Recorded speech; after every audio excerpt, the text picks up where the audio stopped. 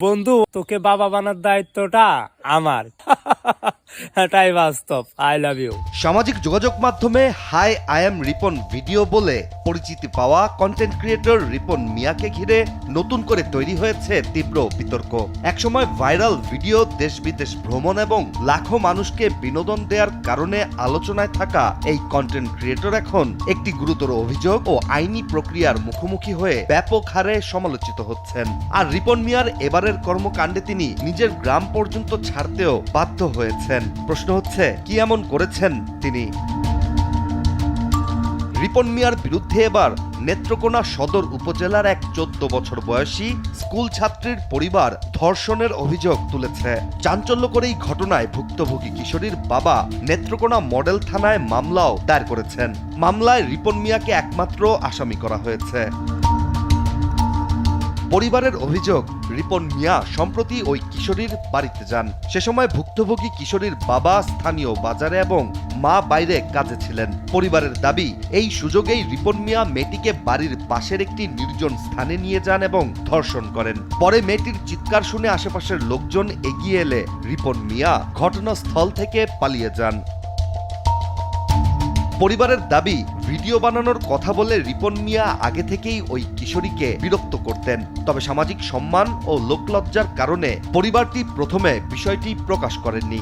পরে ঘটনা জানাজানি হলে স্থানীয়ভাবে বিষয়টি নিয়ে আলোচনা শুরু হয়।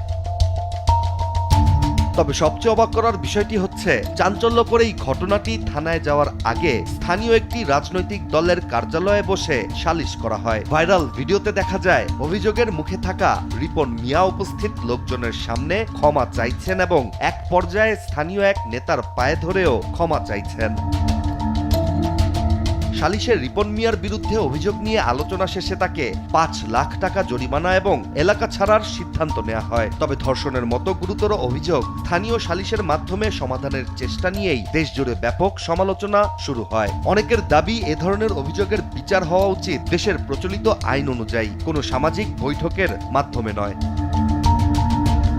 ভাইরাল রিপন মিয়ার এই ভিডিও সামাজিক যোগাযোগ মাধ্যমে ছড়িয়ে পড়ার পরই পুলিশ বিষয়টি আমলে নেয়। নেত্রকোনা মডেল থানা জানিয়েছে, মামলার তদন্তের পাশাপাশি ওই সালিশ বৈঠকে কারা উপস্থিত ছিলেন এবং সেখানে কি সিদ্ধান্ত নেওয়া হয়েছিল সেটিও এখন খতিয়ে দেখা হচ্ছে।